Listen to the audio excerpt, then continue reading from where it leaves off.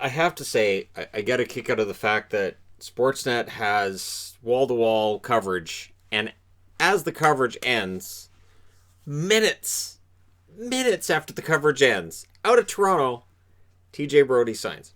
So I've thrown it on this board, and that being said, I could have justified doing my own video on TJ Brodie signing, but I won't.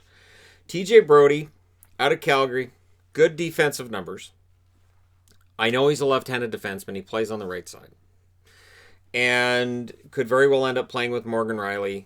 This is potentially a huge move for Toronto to improve that blue line that they've desperately needed to do. And this could provide for them what Barrie was supposed to provide.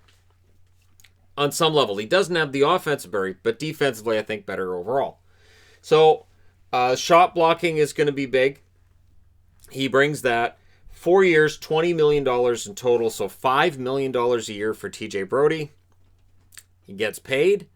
And for Calgary, they had been in contact with Brodie as recently as 30 minutes before he signs this deal. At least that's according to Brad Treliving. So, Brodie's a Maple Leaf. He's a Maple Leaf, and we'll see how that goes for them. I do like what Kyle Dubas did here. I think between that and Simmons, I think those are two really smart additions for the Toronto Maple Leafs.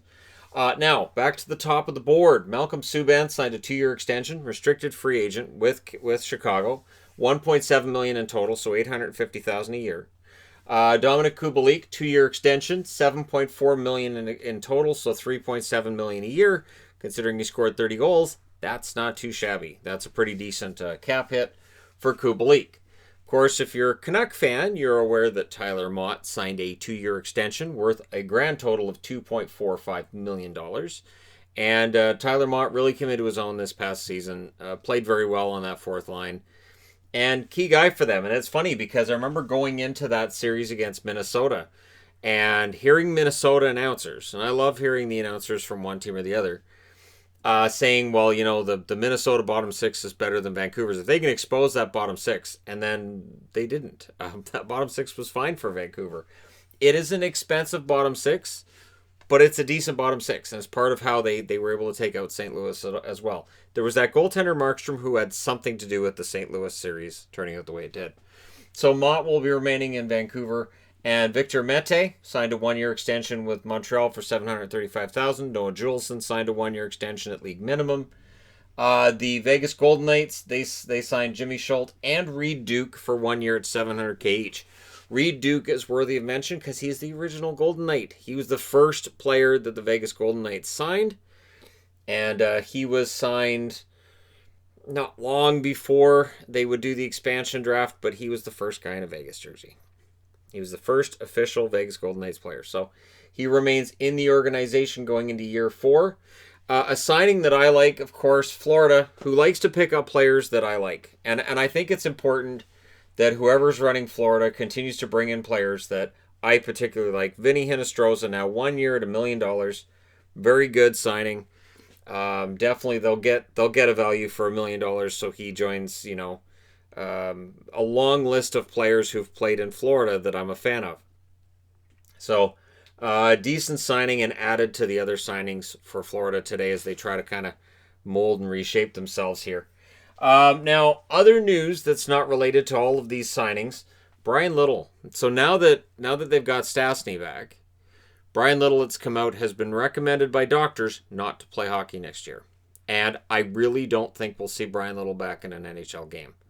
I think his career's probably done. So doctors are telling him you probably shouldn't play next year. And so for Winnipeg, this is part of the reason why you go out and get Stastny. The other part being they want the Line A rumors to go away. And clearly the market for Line A wasn't what they wanted it to be. So I think bringing in Stastny allows Line A some leeway, the Jets some leeway to say, hey, so we're going to have 2 first lines. We're going to have a first and second line that could both score. And Line A has some chemistry with Stastny, as we saw in 2018. So Brian Little, hopefully he recovers 100%, and this doesn't affect his quality of life moving forward. The career is great. Like, we always focus on a player's career, and then they retire, and it's kind of easy to say, whatever. And then 10 years later, we think, hey, what happened to that player? So for Brian Little, hopefully his quality of life is not affected by this as well. And he's okay going forward. Hopefully he can have a job involving hockey once his career is done. And, good player. And I like Brian Little.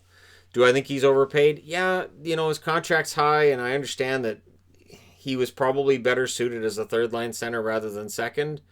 But I don't put that on him. And I always thought he took a lot of flack that I didn't think was necessarily earned. And so hopefully he gets better. The one thing, too, if you're a Leafs fan and you're excited about Brodie, this does mean that they're out on the Alex Pietrangelo sweepstakes. So that's one less team that's negotiating with Pietrangelo. And I think, in all honesty, $5 million a year for 4 years, there's some risk to that, sure. But I think with Brodie's defense and what he brings with shot blocking, and he can put up a few points here and there, and the fact he plays on the right side, I think there are a lot of upsides with this for the Toronto Maple Leafs. So we'll see if Kyle Dubas is done or if there's more to be done. I think there's more depth to bring in among the forward group, and I think there might be another depth defenseman to be signed, so we'll see. But I did think it was interesting that they have hours and hours and hours of broadcasting on TSN and Sportsnet, and then all of a sudden, hey, look, the Leafs did something. Wait, but we just got off we just spent 7 hours. All we had was Markstrom. That was the big one, and now this happens, and let's get back on the air.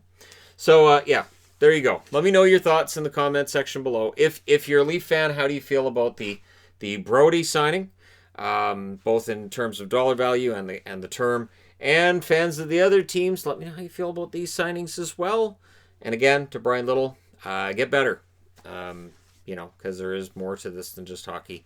And while some fans may not really care or say, oh, they got a lot of money, yeah, that doesn't necessarily make you feel better when you're dealing with health issues. So anyways, thank you guys so much for watching, for all your support. Do hit like and subscribe if you're browsing your way through. You just happened upon this video. Thank you guys so much for all your support and for aiding this channel during the explosive growth that happens at this time of year. And now it's contracted into a 4-day period. So busy few days for me, but at least free agency seems to be expanding in its length.